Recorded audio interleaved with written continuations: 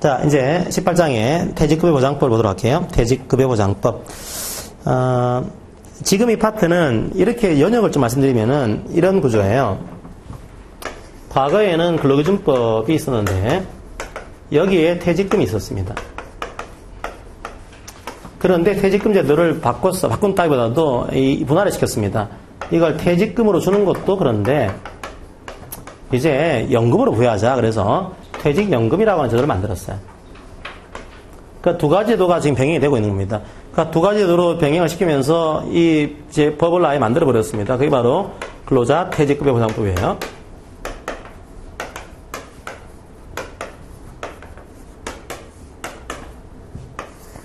자, 쭉 한번 설명드리고 제가 들어가겠습니다.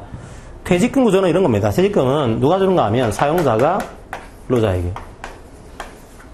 얼마나 줄까요? 1년 근무하면 30일치 이상의 평균임금. 그러니까 1년 근무할 때마다 30일치의 평균임금을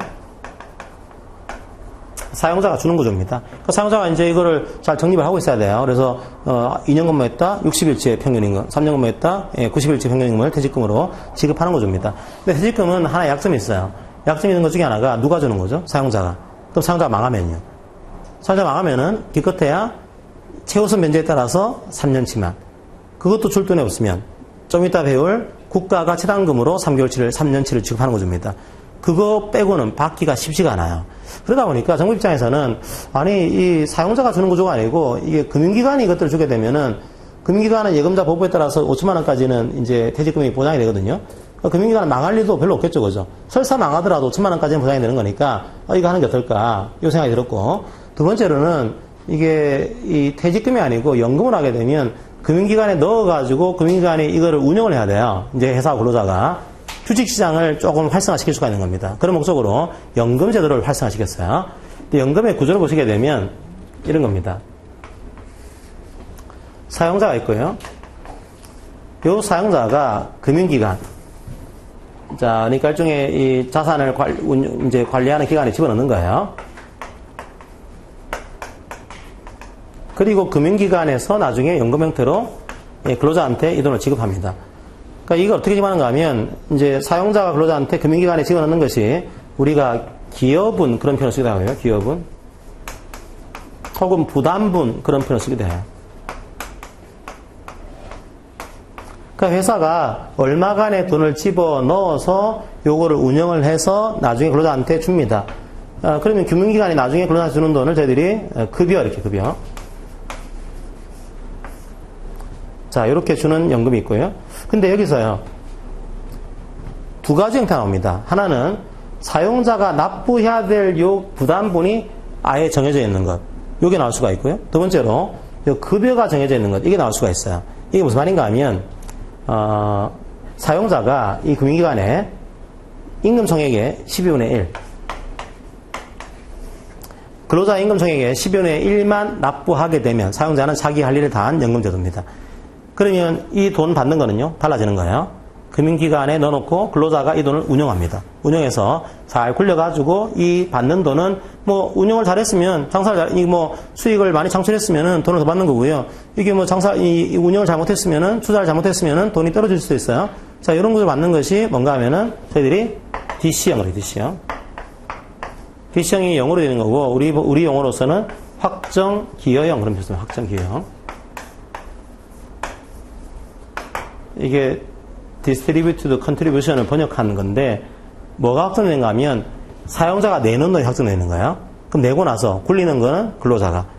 그러면 받는 돈은 달라지는 겁니다. 그래서 확정기형이에요. 근데 어떤 거는 이렇게 되어 있습니다. 사용자가 근로자한테 금융기관에 납부합니다. 기여합니다. 부담을 해요. 그리고 돌려가지고 급여를 줍니다. 요게 확정돼 있어요. 요게 확정. 자, 즉 적어도 금융기관이 근로자한테 얼마는 줘야 되는 것으로 정해져 있는 겁니다. 얼마는요? 요것만큼. 퇴직금 액수와 동일한 액수만큼 줘야 돼요. 퇴직금 액수만큼. 즉 1년 근무할 때마다 30일치 평균임금. 요게 확정돼 있는 겁니다. 그러면 사용자가 이 돈을 내고서요. 이걸 잘 굴리면은 기여를 많이 하지 않더라도 확보될 수 있겠죠, 그죠? 만약에 이 돈을 잘 운영 못하게 되면은 이만큼 줘야 되는 거니까 자기가 넣어야 될 금액이 더 늘어날 수 있어요. 그죠? 기여분이. 그럼 이걸 누가 운영할까요? 사용자가. 사용자가 이 돈을 운영해서 주는 그런 형태가 DB형, 이렇게 DB형. 이거는 사실은 법학 과목보다는 금융 과목에 가까운 이제 그런 형태라서 그냥 읽어보세요, 그냥. DB형은 확정급여형, 확정급여. 자, 그런 틀에서 해서 원래 퇴직연금 강의도 이제 한참 이제 시간을 들으셔야 되는 건데, 수험 강의에서는 이 정도만 여러분들이 기억하시고서, 우리나라에서는 뭐 근로자가 요런 식으로 퇴직금이나 연금을 받는구나, 이렇게 기억하시고서 보세요. 우리나라 퇴직금도 아직 꽤 많은 형태고요. DB형도 꽤 많습니다. 꽤 많고. DC형은 좀 작아 생각보다, 이게. 자, 그 정도 이해하시고, 뭐 직장 다니신 분들은 기본적으로 내용을 알 겁니다. 자, 이제 교재로 돌아가겠습니다. 이 기본적인 바탕을 깔고서 462쪽을 보시면은, 급여를 볼게요, 급여. 퇴직급여제도 3번 퇴직급여제도, 확정급여형 퇴직연금제도, 두 번째 확정기여형 퇴직연금제도, 세 번째 퇴직금제도. 이게 퇴직급여제도예요. 우리나라에서는 퇴직금이나 연금인데 연금에서는 또 확정급여형과 확정기여형으로 나눠지는 거니까 요게 돼 있어요. 그리고 연금제도를 조금 더 분할하게 되면은 여기에 뭐가 추가되는가 하면 개인형 퇴직연금이 추가됩니다. 개인형 퇴직연금.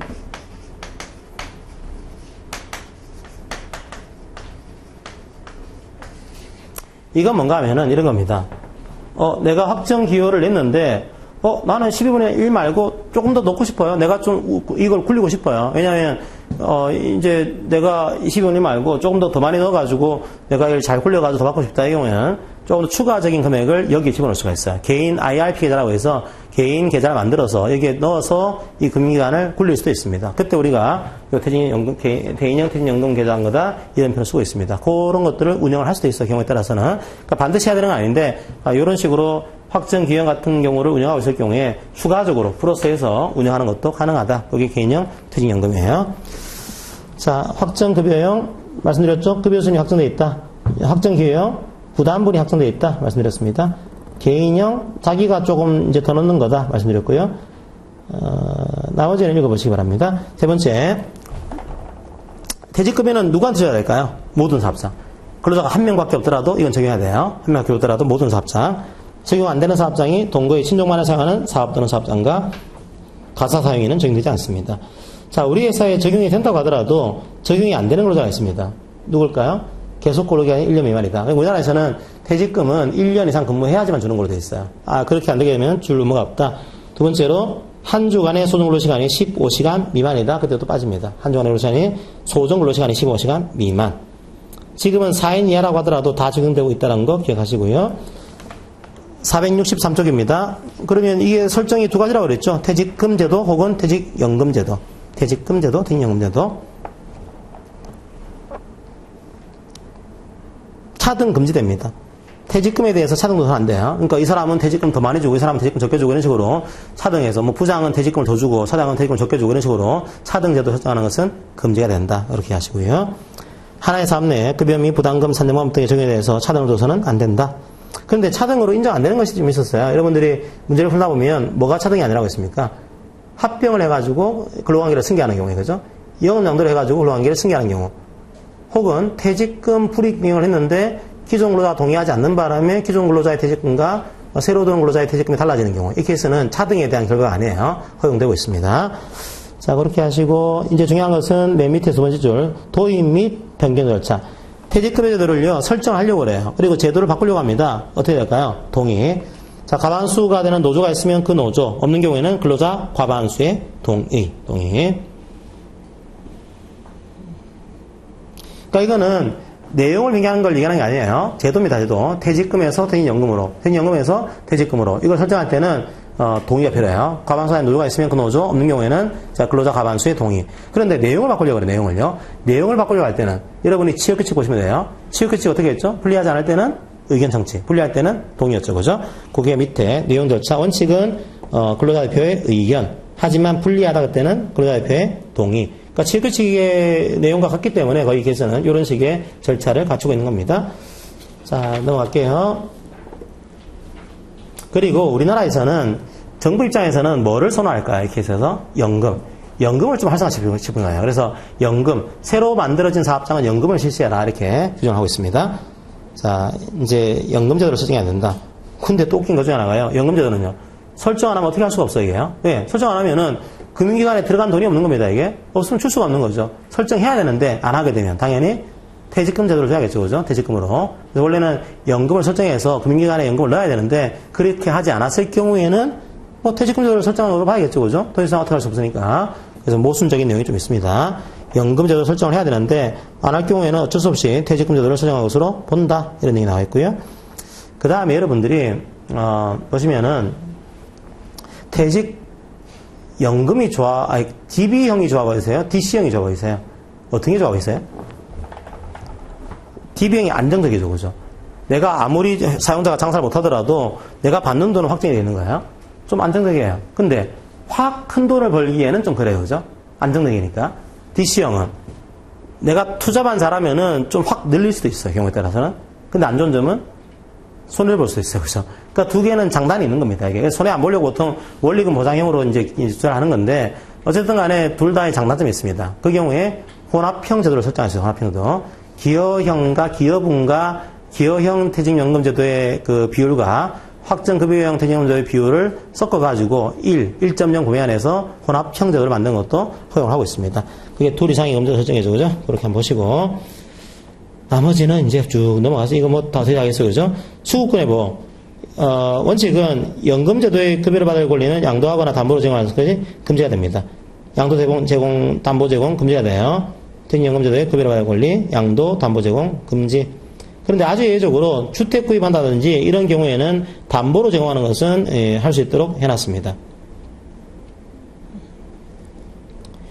그리고 또 하나 문제, 퇴직연금 채권은 전액 압류할 수 없어요. 퇴직금 채권 같은 경우에는 2분의 1을 초과하는 범위까지는 압류할 수 있거든요. 근데 연금 채권은 완전히 전체가 양도가 금지이기 때문에 양도 금지 채권은 압류 금지 채권입니다, 이게. 그래서 퇴직연금 채권은 2분의 1이 아니고요. 전체에 대해서 압류가 금지된다. 이렇게 판례가 하나 나왔다라고 하는 거 기억하시고요. 퇴직금 제도는 지금 잘 보진 않겠습니다. 쭉 넘어가세요. 퇴직금은 옛날에 문제가 잘 나왔었는데 요즘은 거의 연금 문제가 나오기 때문에 퇴직금은 쫙 보시고 나중에 임금 파트에서만 이게 좀 보시면 되겠습니다. 쭉 넘어가서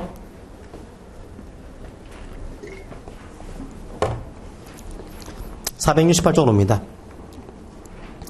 468쪽에 퇴직금. 요거는 좀 볼게요. 퇴직금의 법적인 성질. 퇴직금이 뭐라고 했죠? 저번 옛날에 강의할 때 후불임금. 퇴직금은 후불임금입니다. 즉 퇴직할 때 권리가 발생하는 임금이에요. 그러니까 퇴직하기 전에 이 권리를 박탈시키는 것은 계약으로 소요를 인정하지 않습니다. 퇴직금은 끝에 권리가 발생하는 후불임금 그렇게 표현을 쓰고 있었어요. 거기에 468쪽이죠, 그죠? 명시적으로 퇴직금의 지급 의무와 조건 및 지급률 등을 규정하고 있으므로 후불임금이라는데 이론이 없다. 그러면 후불임금이니까 요 퇴직금, 법정 퇴직금만큼은 보장해야 됩니다. 내가 아무리 징계를 받더라도, 내가 아무리 뭘 했다고 하더라도 법정 퇴직금만큼은 줘야 돼요. 여기에. 자, 그렇게 여러분들이 이해를 하시면 되겠습니다. 나머지는 넘어가서 이제 또 하나의 중요한 것이 470쪽으로 옵니다. 470쪽에 3번 퇴직금에 대한 중간 정산을 볼게요.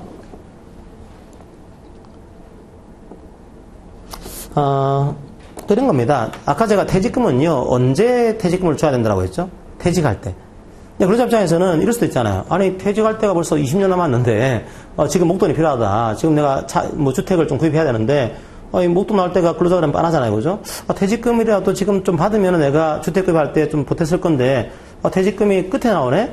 이게 끝에 나오니까 내가 이거 좀 그렇지 않냐? 그러면은, 요런 사유가 있는 경우에는, 기왕에 근로한, 중간에 근로한 것까지는 정산하는 것 좀 어떨까요? 이거를 하고 있는 겁니다. 그거를 과거에는 전부 허용했다가 지금은 일부 조건이 있는 경우에 한해서 허용하고 있어요.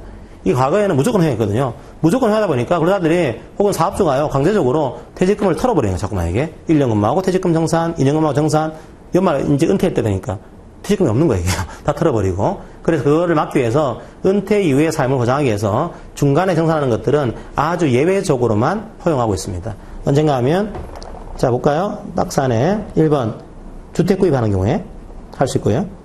2번 전세금이나 보증금 부담하는 경우에 할 수 있습니다. 단 전세 보증금은 1회 한정이에요. 1회 한정. 1회 한정해서 중간 정산하는 것을 허용하고 있습니다. 3번, 질병이나 부상으로 6개월 이상 요양을 하는 경우입니다. 돈이 필요하겠죠, 그죠? 정산할 요구 필요로 하고 있는 거예요. 그 다음에 망했어요, 이제. 근로자가 파산 선고를 받은 경우, 5년 이내 역사 안에서. 그 다음에 마찬가지로 5년 이내 근로자가 개인해상 절차 개시 결정을 받은 경우, 이 경우도 할 수 있고요. 그 다음에 최근에 추가된 것 중에 하나가 임금 피크제예요, 임금 피크제. 임금 피크제는 이제 이런 거죠. 임금이 쭉 올라갔다가 어느 날 피크점에 임금이 다운되는 겁니다. 근데 원래는 퇴직금을 언제 주는 게 원칙입니까? 퇴직할 때. 그러면 퇴직할 때 이 임금을 가지고 전체를 산정하게 되면 내가 불리해요. 불리하니까 피크점일 때 퇴직금을 중간산하는 거, 요거는 허용을 하고 있는 거예요. 그게 6호입니다. 자, 임금 피크하는 경우에는 허용해주겠다. 이렇게 하고 있고, 두 번째로 근로시간이 너무 단축이 되었어요. 하루 1시간, 한 주에 5시간에 한 병행해서 여기에 3개월 이상 계속한다. 이 경우에는 그 시간이 줄어들었으니까 임금이 다운되고 있겠죠. 그 시간, 그런 경우에는 중간에 그냥 털어버리고 새로 시작해라. 이렇게 해서 임금이 다운되니까 털어버리세요. 그 다음에 또 최근에는요, 이제 근로시간이 그냥 단순하게 말씀드리겠습니다. 68시간 최대 한도에서 52시간으로 단축이 되는 법이 지금 시행이 되고 있습니다. 근로자 300명 이상 되는 사업장 시행되고 있거든요. 그럼 이런 사업장에서는 떨어지잖아요. 그죠? 근로시간이. 떨어지면 임금이 다운돼요. 떨어지니까 요때 중간산 털어버리고 새로 시작하세요. 이것들을 또 허용을 하고 있습니다. 그게 6-6의 3이고요. 그 다음에 7.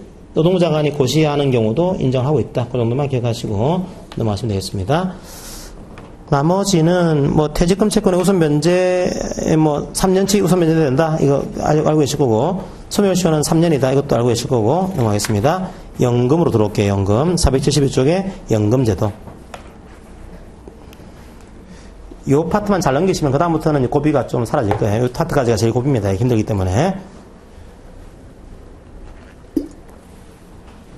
DB형, 확정급여형, DC형, 확정기여형, 개인형 따로 좀 넣는 겁니다. 자, 이거 하려면요 어떻게 하는가 하면 이후에 연금 규약을 작성을 해야 돼요. 작성해서 노무장관에게 신고합니다. 그러면 이 규약, 퇴직연금 규약을 만들어서 신고해야 되는데 연금 규약에 들어갈 내용이 뭐냐 이거예요. 들어갈 내용은 공통적으로 밑에 가입 기간에 관한 사항을 집어넣어야 되고요. 가입 기간 언제부터 언제까지 할 거냐 이거 집어넣어야 되고, 그 다음에 이 급여를 어떻게 줄 거냐, 이거 수급 요건에 관한 사항을 또 규약에 넣어야 됩니다. 연금은 55세 이상으로서 가입기간이 10년 이상인 가입자에게 지급하겠습니다. 요게 들어가야 되고, 지급기간은 5년 이상으로 해야 되는 그런 규약을 만들어야 돼요. 자, 55세 이상 10년 이상인 가입자에게 연금 지급한다. 지급기간은 5년이다. 이게 안 되면요, 일시금으로. 이게 안 되면 일시금으로 지급한다. 혹은 일시금 수급을 원하는 근로자에게도 일시금 수급할 수 있어요. 나는 연금 안 받고 일시금 받겠습니다. 이런 근로자들도 일시금 받을 수가 있습니다. 자, 이런 내용이 이제 연금 규약에 들어가야 되고, 특별히 확정급여형에서는요, 뭐가 들어가야 될까요? 확정급여형은 뭐가 중요합니까? 급여 수준 구조. 얼마를 줄 거냐? 473쪽에 첫 번째, 급여 수준에 관한 사항이 확정급여형 규약에 들어가야 돼요. 적어도 계속근로기간 1년에 대해서 32분 이상의 평균임금을 지급하는 그런 규약으로 만들어야 됩니다. 그 다음에 확정기여형으로 바로 볼게요. 확정기여형은 뭐가 들어가야 될까요? 부담물이겠죠, 그죠? 얼마를 집어넣는 거냐? 얼마 집어넣을까요? 가입자 연간 임금 총액의 12분의 1에 해당하는 금액을 집어넣습니다. 그러니까 전체 임금의 12분의 1을 집어넣는 거예요. 거기에다 곱하기 12분의 1로 해서. 그러니까 그 금액은 거의 퇴직금 중간정산하고 거의 유사한 구조가 되는 거죠, 이게요. 그리고, 가입자는 스스로 추가 부담금을 납입하는 것이 가능합니다. 그러니까 12분의 1 말고 나는 좀 더 넣을게요. 이것도 가능해요. 자, 그렇게 해서 받는 돈은 달라질 수 있다. 그 정도로만 기억하시고 넘어가시기 바랍니다. 자, 나머지 것들은 474조로 올게요. 474. 그럼 확정기여형은요, 여러분들이 뭐를 주의해야 될까요? 확정기여형은 내가 이 돈을 굴려야 돼, 이게요. 왜냐하면 확정급여형은 사용자가 굴리는 겁니다. 나는 신경 안 써도 돼요. 하지만 확정기여형은 사용자는 이게 12분의 1만 납부하게 되면 자기는 다 한 겁니다. 내가 이 돈을 이제 굴려야 돼요. 이거 어떻게 적립하고 운영할 거냐? 운영 방법을 결정해야 됩니다. 결정할 때 가입자는 적립금의 운영 방법을 스스로 순행하는 것이 가능해요. 이런 식으로 이제 운영 방법 해주세요. 이렇게 하는 게 가능하고요. 반기마다 1회 이상 운영 방법 변경 하나씩 가능합니다. 반기마다 1회 이상. 그러니까 반기별로 지금은 이렇게 하시고요. 그 다음 반기는 이런 식으로 운영해 볼까요? 이런 식으로 변경하는 것이 가능합니다. 근데 잘 알까요? 근로자들이 이런 운영에 대해서? 잘 몰라요. 모르니까 반기마다 1회 이상 연금사업자가 그러니까 금융기관이요. 반기마다 1회 이상 3가지 이상의 적립금에 대한 운영 방법을 제시를 해야 됩니다. 이게. 자, 요런 방법이 있습니다. 그러니까 되게 많이 하는 게 2가지입니다. 크게요. 확정기형은. 하나는 원리금 보장형. 그러니까 운영을 잘 못하시더라도 원리금은 보장하게 해드릴게요. 이런 식으로 할 수도 있고요. 하나는 그 이익배당형. 그러니까 상당히 공격적으로, 운영 못하시면은 마이너스 될 수 있는데요. 잘 하시면은 대박 납니다, 이게. 그런 식으로 선정할 수도 있겠죠. 그런 것들을 제시하는 거예요. 제시하면은 근로자가 선택하는 겁니다. 잘 하셔야겠죠, 그죠? 이거 잘못하게 되면 쪽박사야, 실제로. 왜냐하면 이게 마이너스 수익률이 나오거든요. 나오게 되면, 내가 원금도 보장이 안 돼요, 이게요. 그렇게 할 바에는 차라리 원리금 보장을 하자. 이런 사람들도 많습니다, 이게. 자, 그렇게 여러분들이 이해하시고, 그 다음에 개인형 퇴직연금 제도다. 지금 여러분들이 들으면서도 이게 내가 좀 이해가 안 된다 그러실 거예요, 실제로는요. 근데 지금 일단 듣고 넘어가셔야 돼요. 더 이상 이게 할 수는 없어요. 자, 개인형 퇴직연금은 어떻게 하는가 하면 이렇게 할 수 있습니다. 나중에 기여분을 내고 있는데 난 좀 더 내고 싶어 그러면요. 여기에 추가적인 납부를 할 수가 있어요. 두 번째로, 내가 나중에 연금제도인 경우에 금융기관에 돈 줄 거 아니에요, 그죠? 돈을 줄 때, 개인에게 바로 넘겨주는 것이 아닙니다. 어떻게 주는가 하면, 이 급여를, 요 계좌로, 개인형 퇴직연금 계좌로 넣어줘요. 우리가 이걸 IRP라고 하는데, 이걸 왜 이렇게 하는가 하면, 일단 요거를 이렇게 넣게 되면, 과세가 이연이 돼요. 이게, 근로자에게 직접 이 돈을 주게 되면은, 이게 근로소득으로 과세가 됩니다. 그런데 이 돈을 퇴직연금 계좌에 넣어두게 되면 나중에 퇴직할 때 인출을 합니다. 예를 들면요. 퇴직할 때 인출하게 되면 그게 퇴직소득으로 과세가 돼요. 이게 근로소득은 종합과세가 되거든요. 그런데 이게 퇴직소득세는 분리과세가 돼요. 세율이 약하거든요. 나중에 세금이 절감되는 효과가 나옵니다. 그런 식으로 이제 줄 때 이렇게 바로 주지 말고 IRP 계좌로 넘겨주는 그 형태를 지금 취하고 있는 거예요. 그게 1번과 2번입니다. 474쪽에 1번 퇴직급여제도에 일시금을 수령한 사람이라든지 2번 추가로 설정하려는 사람에 대해서는 개인형 퇴직연금 제도를 설정하는 것이 가능합니다. 자, 그 다음에 두 번째로 475쪽에 2번 10인 미만. 근로자 규모가 작아요. 10인 미만. 10인 미만의 경우에는 어떻게 할까요? 이게요? 금융기관이 별로 안 좋아하는 거예요. 10인 미만 넣어봤자 자기들 수수료도 안 나와요. 안 나오니까 10인 미만은 주로 DC용으로 하기도 애매하다, 이게. 그런 경우에 만약에 이 10인 미만 사업장은 자기 개인형 퇴직연금 계좌를 설정해주고 거기에 돈을 넣으면은 그냥 퇴직연금 제도를 설정한 것으로 인정해주겠다. IRP에 대한 내용들을 10인 미만 사업장은 인정해주는 거예요. 그게 양가로 2번입니다. 개별 근로자 동의받거나 근로자 요구를 받아서 개인형 퇴직연금 제도를 설정하는 경우에는 그냥 개인형이지만 퇴직급여 제도를 설정한 것으로 봐주겠습니다. 이런 제도를 만들어놨어요. 그게 10인 미만 사업장에 대한 특례입니다. 자, 이해가 되시면 좋고요. 안 되시더라도 관계는 없어요. 쭉 넘어가겠습니다. 이제 478쪽으로 오겠습니다. 478쪽에 9번. 자, 이제 제일 어려운 시기가 이제 끝나갑니다. 이게 제일 어려워요. 지금까지. 연금제도가 폐지가 됐습니다. 그때는 퇴직금 제도를 적용합니다. 연금제도가 폐지가 됐다. 이제 그럴 때는 퇴직금 제도를 적용한다. 자, 그 정도만 이해하시고, 이제 이 파트는 넘어가도록 하겠습니다. 한번 문제 하나 풀고 넘어갈까요? 481쪽으로 보세요. 481쪽에 4번 문제 있습니다. 4번 문제 한번 풀어보고 잠깐 쉬겠습니다. 481쪽에 4번 문제 한번 풀어볼게요.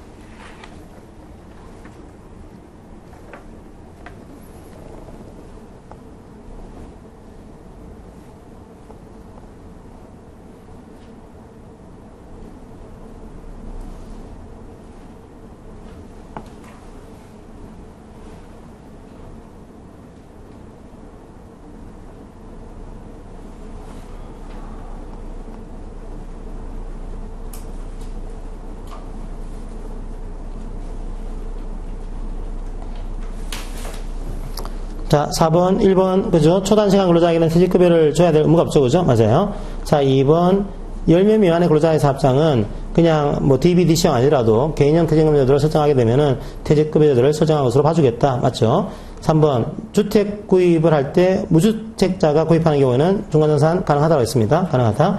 4번 이제 12분의 1을 확정기여형 퇴직금제도 개정에 납입해야 됩니다. 맞고 연금 줄 때는 55세 이상 가입기간 10년 이상 연금 지급기간은 5년이에요. 55입니다. 자, 5년 이상 지급기간은 돼야 된다. 10년이 아니고 5년이에요. 정답은 5번이 되겠습니다. 그러니까 이 케이스는 여러분들이 이해를 좀 해보시고 안 되면은 결과적으로 그냥 나오는 것들만 좀 기출문제를 중심으로 공부하시면 돼요. 너무 뭐 지금 이해가 안 되더라도 너무 뭐 심하지 마세요. 여러분이 지금 이 시간 30분의 2가 됐으면은 천재가 아니고요. 거의 뭐 신기에 가까운 이런 분이기 때문에 뭐 그렇게 하시고 이해가 됐으면 잘하신 거다 생각하시면 되겠습니다.